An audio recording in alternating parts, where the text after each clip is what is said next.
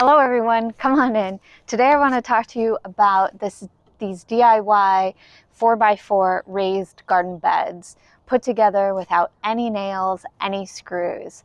But first, go ahead and hit that subscribe button and that notification bell so you don't miss any great content this season. And if you enjoyed the video, if you could tap that like button, we'd appreciate that too.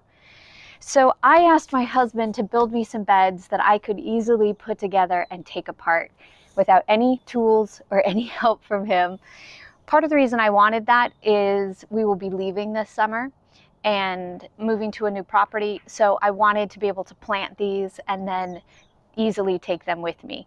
Most beds are built with a post in the corner that you dig it down into the soil to give it more stability, and then you screw your boards into it. This one, I just wanted it to be put together with some bolts in the corner. We're using redwood, 2x6, 8-foot pieces, so 4 of them that we cut down. I'm being generous there, that Evan cut down into 4-foot pieces. And then he notched them.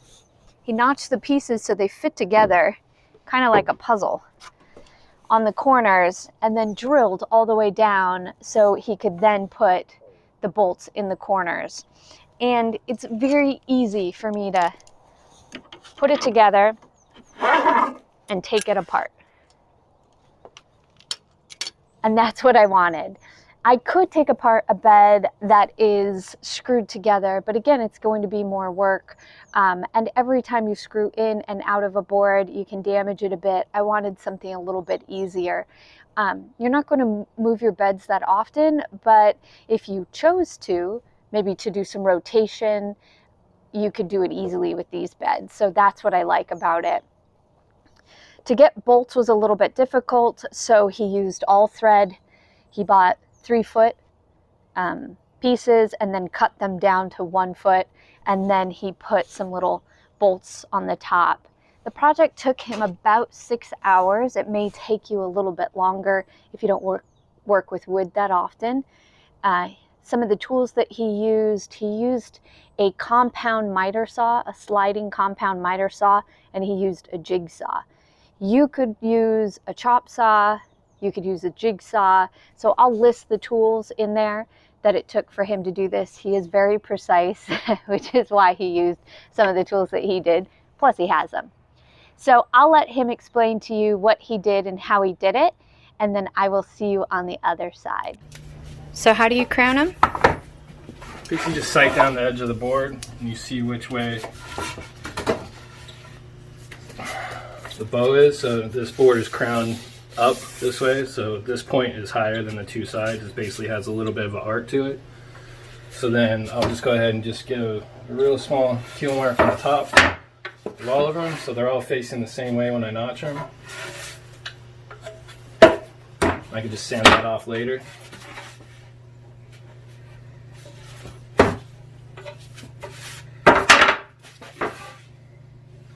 It helps to just mark them rather than, you'll mess it up as you go. You'll forget which way you had it. This one will go in the same direction.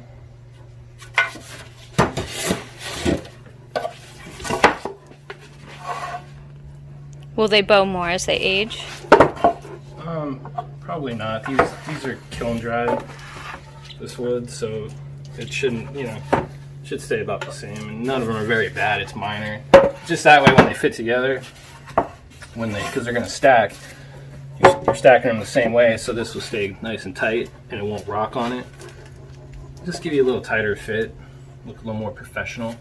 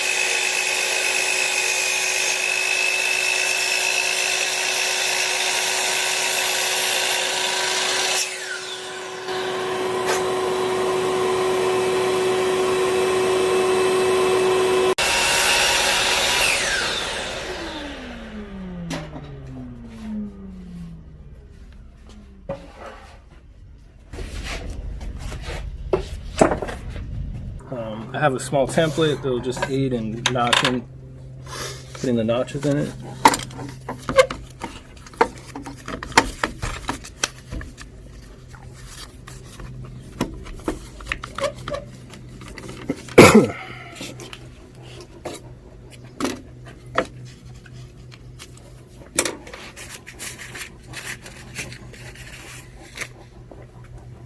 Up with the edge of the board. Sometimes I use a square just to kind of help.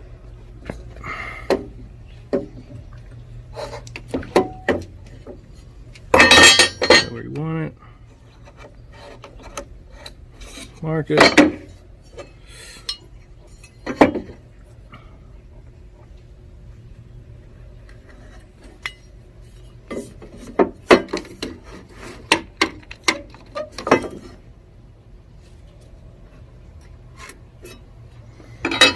The other side. Just clamp it down. It's not moving around when you're trying to.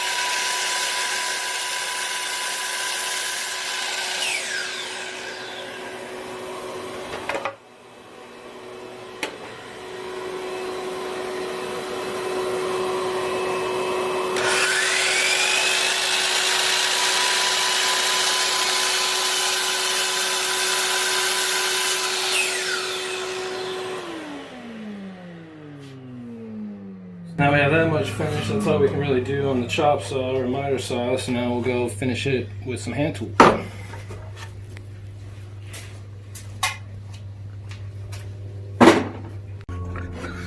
So you could just do this with a jigsaw, the whole thing. I prefer to do it with a skill saw and then finish it with a jigsaw. It just comes out a little cleaner, a little straighter.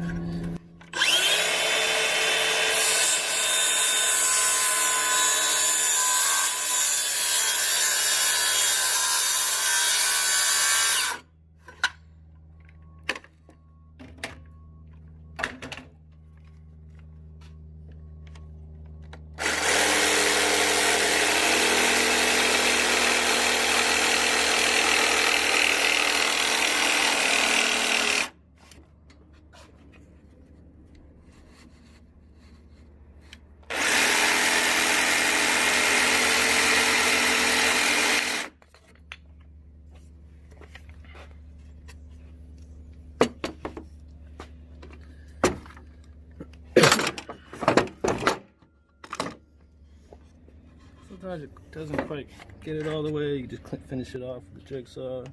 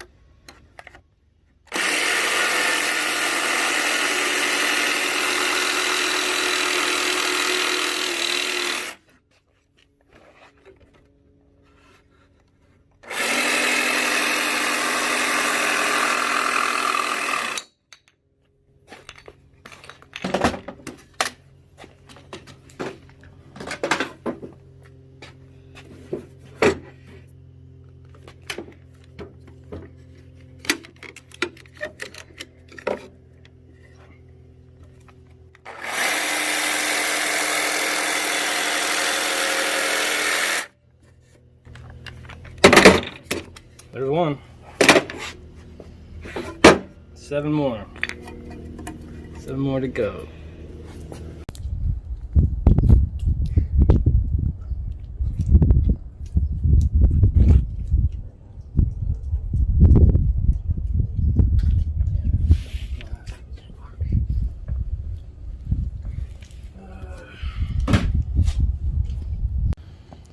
So I line my template up flush with the end of the board. I just hold it with my hand. You could use a clamp and clamp it, but I just wanted to take an 1/8 inch drill bit. Just get a small pilot hole started. So this is the one that's going to go for the top that's going to be countersunk. So I'm going to use a 7/8 fly bit. Some people call them a spade bit. But basically it's what I'm going to use to countersink it. And I specifically use this one because it doesn't have the threads on it, so it's not a self-feed bit. The self-feed bits tend to want to chip it out a little bit more, and this one's a little on the duller side, so it actually helps to not chip this out. That's just my preference. So basically,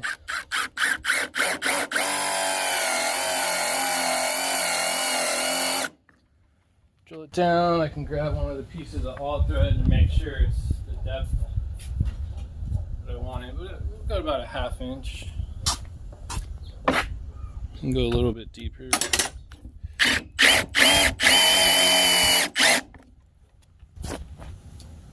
So now I'm going to drill halfway through this board with the 7/16 fly bit. And the key is you want to make sure that you're holding this nice and straight, square to the board. And just drill halfway through.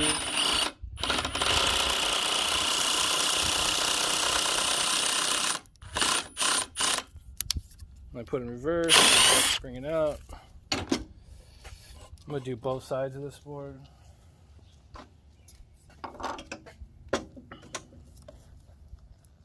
Flip it over. So once again, I just hold it flush.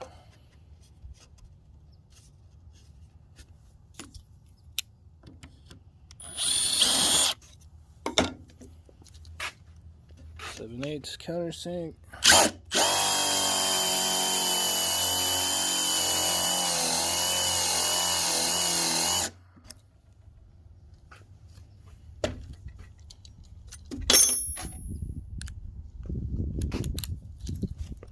Seven 16th bit.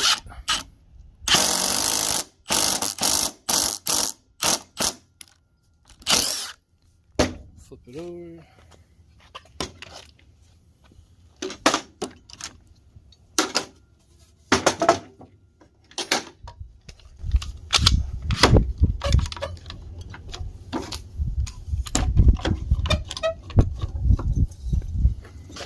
So now I'm going to hold it, just butt it up to it. Once again, make sure it's nice and flush.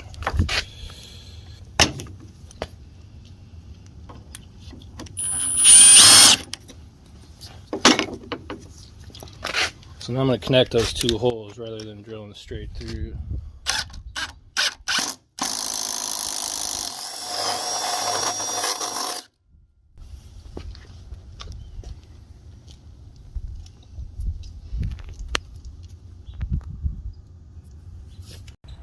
This is the 3/8 all thread. I marked it a foot in with my Sharpie. I'm going to cut it with a grinder and then go ahead and put the self-locking nuts on to essentially make a 12-inch through bolt. So safety glasses.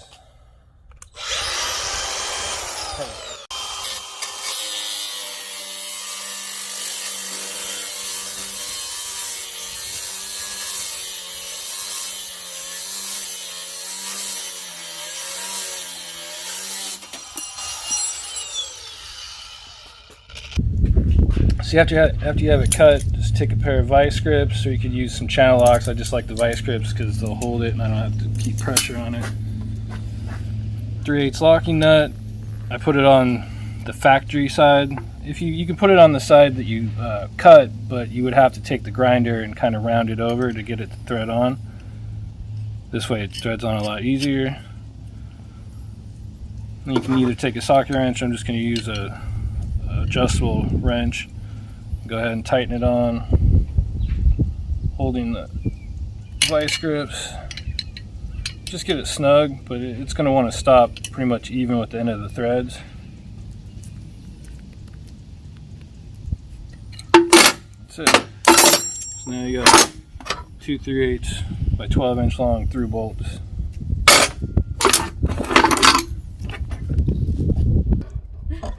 Okay, now you've seen the process to build these DIY 4x4 garden beds, how Evan notches the boards, the templates he creates for his notching and to drill the holes, how he drills the countersink in the top board and then drills all the way through. Also, how he cut his all threads and how he topped them off. Again, we have these at about 1 foot, so they'll go down into the soil, but you don't have to cut them that long if you don't want to. So I will make sure that in the description that all the material and the tools that he used and the process is put in there. If you have any questions, let us know. I'll ask Evan for the answer. If you decide to build these beds yourself, let us know. We'd love to hear about them. Thank you so much for joining Titan and I, and we will see you again next time. Happy gardening. Okay, there, you did it. Yeah, what were you thinking? What were you thinking?